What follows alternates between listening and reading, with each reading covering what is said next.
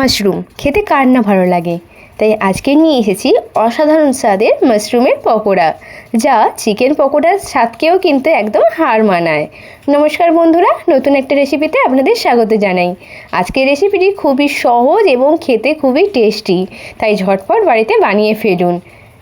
তো প্রথমে যা করতে হয়েছে তা হলো মাশরুমকে ভালো করে ছাড়িয়ে নিয়ে ধুয়ে এরকম ছোট ছোট করে কেটে নিয়েছি।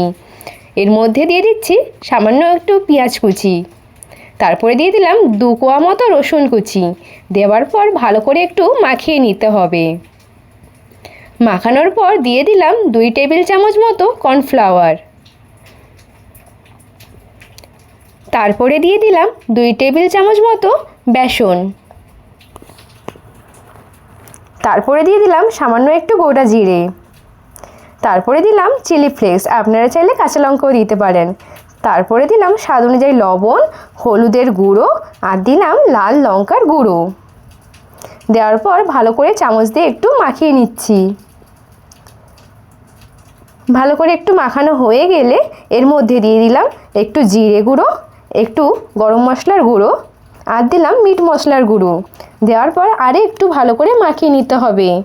আপনারা চাইলে হাত দিয়েও মাখাতে পারেন, আমি কিন্তু লাস্টে হাত দিয়ে মাখিয়েছি, কারণ এটি পেঁয়াজের মতো গোল গোল করে একদম করতে হবে, যার জন্য কিন্তু হাত দিয়েই করলেই ভালো হয়। দেখুন একদম রেডি হয়ে গেছে। এবারে এটি একটা শেপ দেব। আমি কিন্তু গোল গোল করেই শেপ দিয়েছি, যেমন পেঁয়াজি করি বা পকোড়া করি ঠিক তেমনভাবেই গোল গোল করে করেছি।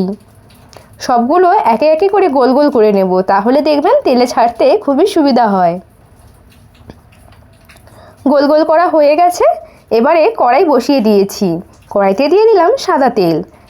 তেলটা একটু গরম হয়ে গেলেই একে একে ওই গোল করা মাশরুমের পকোড়াগুলো দিয়ে দিচ্ছি।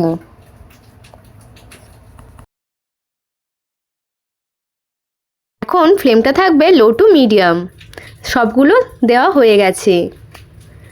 এক পাশ ভালো করে ভাজা হয়ে গেলেই তখনই কিন্তু উল্টে পাল্টে নিতে হবে। এক পাশ ভালো করে ভাজা হয়ে গেছে, দেখুন এখন আমি খুন্তির সাহায্যে একটু উল্টে পাল্টে নিচ্ছি। তারপরে দিয়ে দিলাম আরও এক পাশ ভাজতে। অনেকটাই ভাজা হয়ে গেছে। তারপরে 2 পাশ একটু ভালো করে তেলের মধ্যে লো টু মিডিয়াম ফ্লেমেই ভাজতে হবে। ভাজা প্রায় হয়ে গেছে। এবারে একটি পাত্রে তুলে নিচ্ছি। এটি খেতে একদম চিকেন পকোড়ারই মতো। বাড়িতে অবশ্যই কিন্তু ট্রাই করবেন।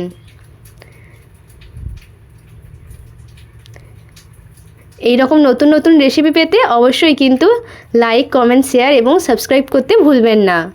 আর এই রেসিপিটি কেমন লাগলো অবশ্যই কিন্তু কমেন্ট করতে ভুলবেন না। আর বাড়িতে অবশ্যই ট্রাই করে খাবেন, দেখবেন সবাই খুব খেয়ে ভালোই বলবে। দেখা হবে নতুন একটি রেসিপি নিয়ে। সবাই ভালো থাকবেন, সুস্থ থাকবেন।